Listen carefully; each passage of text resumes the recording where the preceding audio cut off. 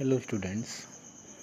In last lecture I explained you meaning and role of financial management, and today topic is objectives of financial management. The main and foremost objective of financial management is to maximize the wealth of equity shareholders. Students, जो main aim है financial management का, that is increase the wealth of equity share holders और maximise the wealth of equity share holders.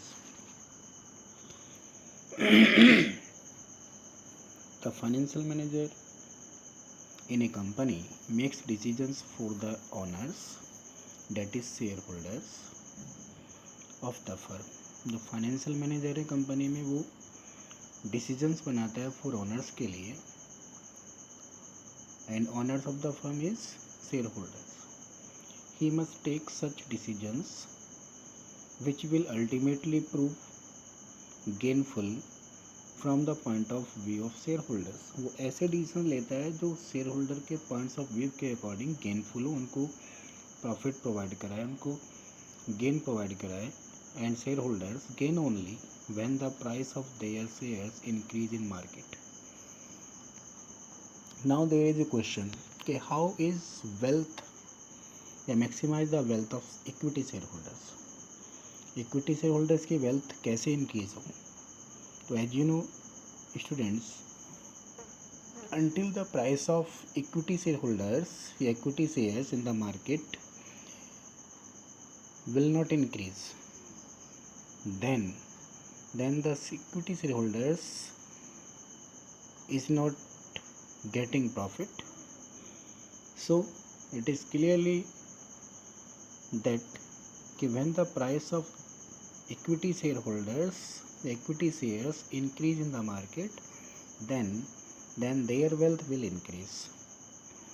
So financial decision which result in increase in value of shares is considered very efficient decisions.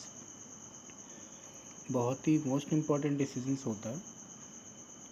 On the other hand, the financial decisions which brings fall in the value of equity shares is considered poor decisions. यदि आपका financial decisions ऐसा है जिससे share value, जो share price है, वो decrease होता है, तो उसको पुअर डिसीजंस माना जाता है.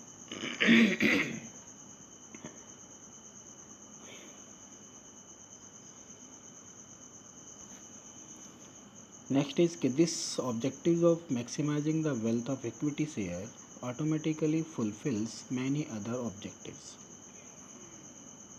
जो मेन एम है फाइनेंशियल मैनेजमेंट का कि maximise the wealth of equity share holders, तो along with maximise the equity share holders, so many other objectives are also fulfilled, as equity shareholders get share from residual income only. क्योंकि जो equity share holders है वो profit का residual part ही getting करता है, residual part में से ही dividend getting करता है. That is they are given dividend only after the claims of suppliers, employees, lenders, creditors and any other Clements.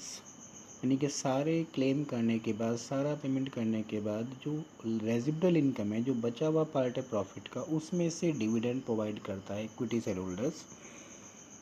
Therefore if the share holders are gaining, यदि equity share holders gaining में है, profit में है, तो it automatically implies that all other claimants are also gaining. तो other भी जो Clements हैं वो भी आपका प्रॉफिट में होंगे.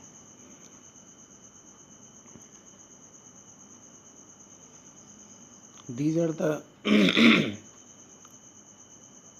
figure of objectives of financial management, that is maximize the equity shareholders, wealth of equity shareholders.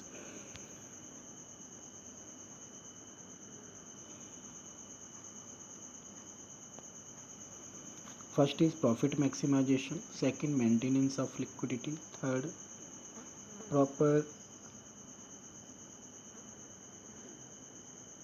utilization of resources, and meeting of financial commitments with creditors. So these are the four parts.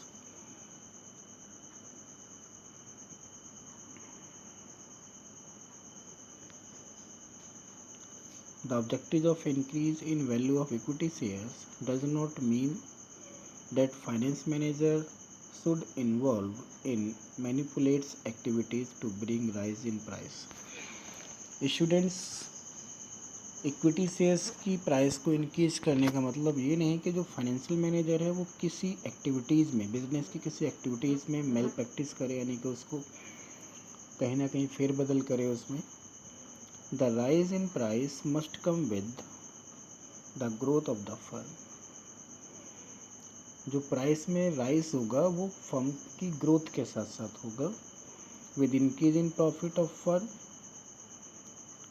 Profit के firm का profit increase होगा तब आपका price increase होगा. With satisfaction of all the parties, जितनी भी parties belong करती हैं फर्म से, जस्ट लाइक आपका सप्लायर्स, क्रेडिटर्स, एम्प्लॉयज़, आपका क्रेडिटर्स एक्सेट्रा.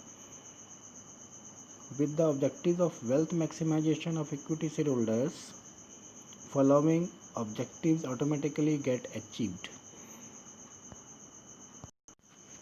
यानी कि next objectives is which are followed by the आपका maximisation of wealth of equity share holders. First is profit maximisation. तो पहला ऑब्जेक्टिव है प्रॉफिट जो ज़्यादा से ज़्यादा मैक्सिमाइज अचीव करना. This objective is also with आपका maximise the wealth of equity share holders. Maintenance of liquidity, liquidity को मेंटेन करके रखना. Proper utilisation of funds, funds का प्रॉपर यूज़ होना. And that is only done when the आपका increase the price of equity shares. And last is meeting of financial commitments with creditors. मतलब time पर creditors को payment करना, और ये तभी होगा जब आपका इक्विटी शेयर्स का प्राइस इंक्रीज होगा, यानी कि wealth of equity share holders is increase.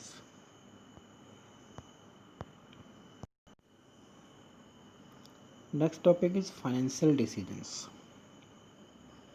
The financial और finance functions relate to three major decisions which vary every finance manager has to be take.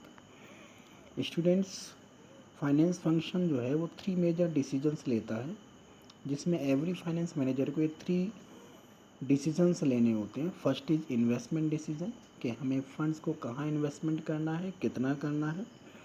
Second is financing decisions, कि funds को कहाँ कहाँ से arranging करना है. Third is dividend decisions, कि कितना amount as a dividend paid करना है टू द आपका share holders. Now discuss the investment decision और कैपिटल बस्टिंग डिसीजंस, यानी कि where to invest fixed capital, कहाँ पर फंड्स को इन्वेस्टमेंट करें, यानी कि फिक्स्ड कैपिटल में. दिस डिसीजंस रिलेटेड टू आपका carefully selection of asset.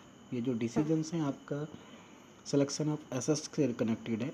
In which funds will be invested by firm, जिसमें यानी कि फर्म जो है अपना पैसा फिक्स्ड एसेट्स में इन्वेस्ट करती है. A firm has many option to invest their funds. Funds के पास बहुत सारे अदर ऑप्शंस होते हैं जहाँ पर अपना पैसा इन्वेस्ट कर सकती है, but firm has to select the most appropriate investment. लेकिन फर्म जो है सबसे सुटेबल क्राइटेरिया और फील्ड को सेलेक्ट करती है to invest the funds which will bring maximum benefit for the firm, जो फर्म को मैक्सिमाइज बेनिफिट प्रोवाइड करा सके. एंड डिसाइडिंग और selecting most appropriate proposal is investment decisions. और ये डिसाइड करना और सेलेक्ट करना कि मोस्ट अप्रोप्रिएट प्रपोजल कौन सा है या क्राइटेरिया कहाँ पर कौन सा है जहाँ पर इसको इन्वेस्टमेंट करे, इज इन्वेस्टमेंट डिसीजन है. The firm invest its funds in purchasing fixed asset as well as current asset. Firm जो है बोथ टाइप्स ऑफ एसेट में अपना पैसा इन्वेस्टमेंट करती है। When decisions regarding fixed asset, जब फिक्स्ड एसेट्स में एक्वायरिंग फंड्स को एक्वायरिंग करना यानी कि फंड्स को इन्वेस्ट करना is taken, it is also called capital budgeting decisions. तो इसको कैपिटल बस्टिंग डिसीजंस कहा जाता है।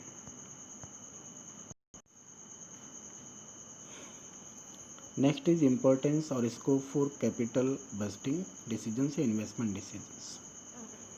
Capital budgeting decisions can turn the fortune of a company. जो कैपिटल डिसीजंस है वो कंपनी को फॉर्चून बदल देता है, यानी कि उसका जो लक है उसको चेंज कर देता है। The capital budgeting decisions are considered very important, बहुत ही इंपॉर्टेंट होता है because of the following reasons. First reason is long term growth. The capital budgeting decisions affect the long term growth of the company. जो capital budgeting decisions है आपका वो company की long term growth को affect करता है, because funds invest in long term asset, क्योंकि firm जो है इन्वेस्टमेंट किया जाता है in fixed asset and fixed asset are utilised by a firm for a longer time which bring return in future. जो उस इन्वेस्टेड फंड्स को future में रिटर्निंग करेंगी एंड फ्यूचर पर prospects and growth of the company depends upon these decisions only. और जो company की future growths है, फ्यूचर प्रॉस्पेक्ट्स है, वो इस डिसीजन पर ही मतलब डिपेंड्स करती है, यानी कि इन्वेस्टमेंट डिसीजंस पर। Second is large amount of funds involved. Investment in long term project और buying of fixed asset both are same, because if you are investing in fixed assets then fixed assets are utilized या using by the firm for a longer time, involves huge amount of funds। अगर company long term investment करना चाहती है तो इसका meaning है कि उसको ए लॉट ऑफ फंड्स की रिक्वायरमेंट है to invest in that. If wrong proposal is selected, यदि कोई गलत डिसीजन ले लिया जाता है या गलत इन्वेस्टमेंट कर दिया जाता है इन गलत प्रोजेक्ट में, it may result in wastage of huge amount of funds. तो इसका रिजल्ट ये है कि आपने जो वेस्ट लॉट ऑफ फंड्स को इन्वेस्टमेंट किया है that is totally wastage. That is why capital budgeting decisions are taken after considering various factors and planning. यही रीज़न है कि कैपिटल बस्टिंग डिसीजंस को बहुत वेरियस फैक्टर्स एंड प्लानिंग करने के बाद सेलेक्ट किया जाता है। Next is risk involved. The fixed capital decisions involve huge funds. जो कैपिटल बस्टिंग है आपका डिसीजन, ये इसमें बहुत बिग अमाउंट को इन्वेस्ट करने का डिसीजन लिया जाता है and also big risk. As you know student कि how much you have invested, you have also bear the loss of at the same ratio, यानी कि उतने ही रेशियो में आपको लॉस सफ़र होने का भी चांसेस होते हैं, because the return comes in long term. जो पैसा आप इन्वेस्टमेंट कर रहे हैं वो आपका रिटर्निंग जो शुरू होगा after a long period of time and company has to bear the risk for a long period of time. यही रीज़न है कि कंपनी लंबे समय तक लॉस को सफ़र करेगी till the returns start coming, जब तक कि आपका रिटर्निंग स्टार्ट नहीं हो जाता। Irreversible decisions. Capital budgeting decisions can not be reserved, reversed और changed overnight. Students, capital budgeting decisions को आप ओवरनाइट में चेंज नहीं कर सकते, यानी कि दिनों दिन इसको चेंज नहीं कर सकते। As these decisions involve huge funds, क्योंकि इसमें एक ह्यूज अमाउंट को इन्वेस्ट करने का डिसीजन लिया जाता है and heavy cost and going back of reversing the decisions में result in heavy loss and wastage of funds. अगर आप उस डिसीजन को चेंज कर देते हैं, सपोज यू हैव परचेजिंग आपका फिक्स्ड एसेट आपने खरीद लिया है एक डिसीजन, आप चाहते हैं कि उसको चेंज कर दे, तो जो आपने पैसा इन्वॉल्वमेंट किया to purchasing the fixed asset, that is totally waste. So these decisions must be taken after carefully planning. बहुत ही केयरफुल प्लानिंग करने के बाद आपको ये डिसीजन लेना है. And evaluation of all the effects of that decisions, और सारे इफेक्ट्स को यानी कि आपको इवेल्यूशन करना है जो आपके डिसीजंस को इफेक्ट करते हैं.